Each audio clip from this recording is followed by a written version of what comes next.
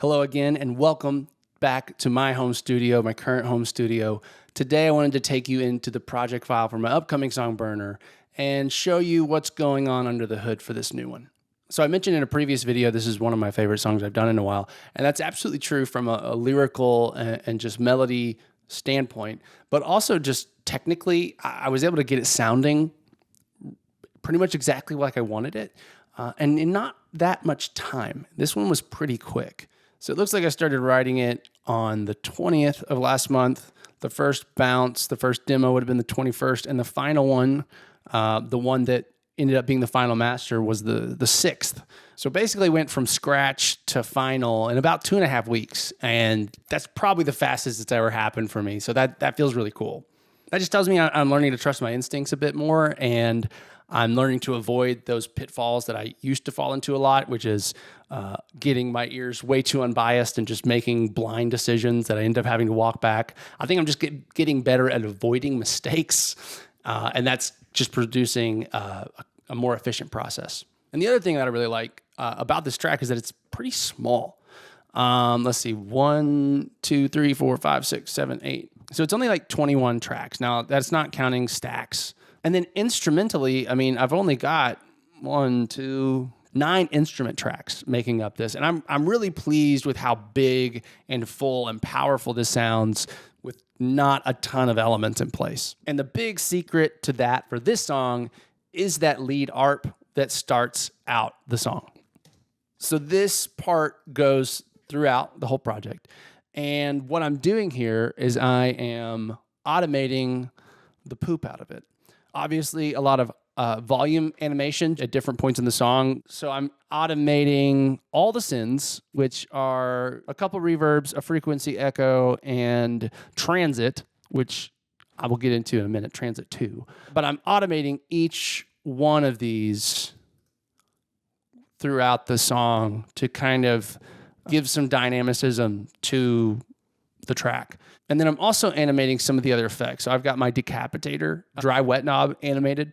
I've got a transit 2 track on the channel, and I've also got one bust that I am automating too. I'm automating both of those. So this is what it sounds like in the very beginning of the song.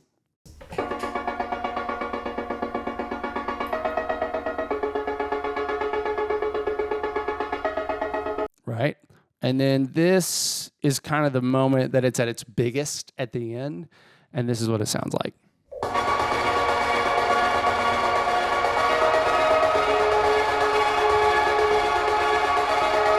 So you can still hear that original pluck rhythm there from the synth, but now it's vastly different in terms of its size, in terms of how much space it takes up. And then what's really adding in that basically new rhythm on top of the old rhythm is what I was talking about before, which was... Oh, well, one second.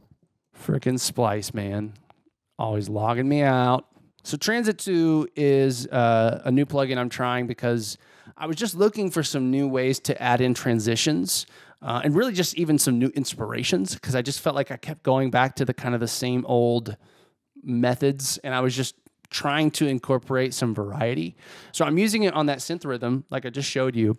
I'm also using it on my master bus to do some transitions. So the transition that happens right before the second verse when the vocoder comes in, and then the one that happens at the end of that right before that kind of final chorus or hooks at the end. Those are both transit-based transitions. I guess that's why they called it that name. And then I thought today I'd show you a little bit of what I like to do on my mastering chain. So one of my favorite compressors is the TDR Kotelnikov.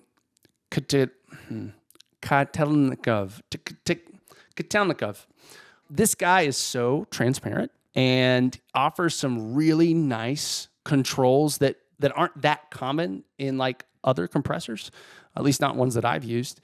One of my favorite things is just this little button up here. You click this little question mark, and then anything you hover over, you get basically detailed explanation of what it does, or even some of the ideal settings for that control. Decapitator, as always, love me a lot of saturation. I am doing a Pultec punch here. So Pultec punch is a technique that I picked up off of YouTube, probably several different places before I even actually tried it. I'd heard of it. So the gist of it is you've got this boost knob and the attenuation knob. And if you set those to about the same number, what it will do is it will add some heft, some punch to your low end while also kind of cleaning it up and making it less muddy. It's one of those things where I never mix in a way where I'm thinking my low end doesn't have enough punch or is muddy. But then I'll put this on and I'm like, but that is better. And I know this says like the low frequency is on 30, and typically I don't boost frequencies that low. But that's not actually how this completely works. It ends up boosting frequencies above 30. There's an instinct in me that says move it to 60 because that's where like the kick and the bass live more, and there's more stuff there that I'd rather boost. But that actually drastically changes the sound, and you can play with it and stuff like that. But for some reason, the 30 range to me sounds better. And then sometimes I'll do just a little bit of boosting the highs, just a little bit. After that, I've got my MJUC. My Klangheim set to the FET, and not incredibly fast, but pretty fast, and not a ton of it in, only 4-to-1 ratio. I got a little Soothe 2 action on. There's probably a lot of cognitive bias that I perceive my own vocals as worse than probably other people do, but sometimes that harshness just bothers me enough that knowing I put just a little bit of Soothe 2 on makes me feel better. And then my MJUC again, using that very move just to smooth things over, kind of glue it all together a little more.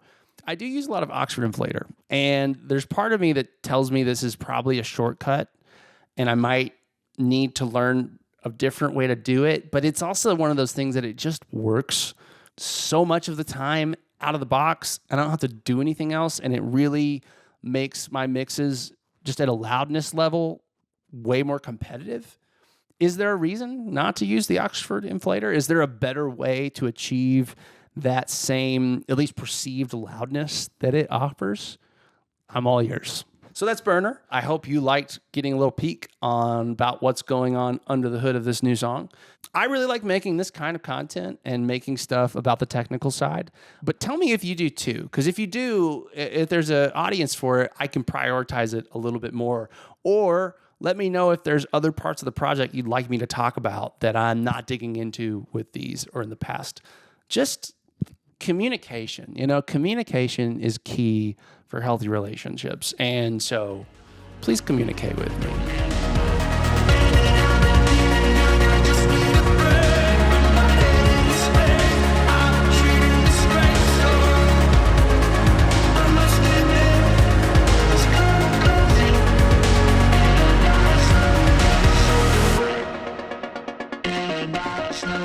So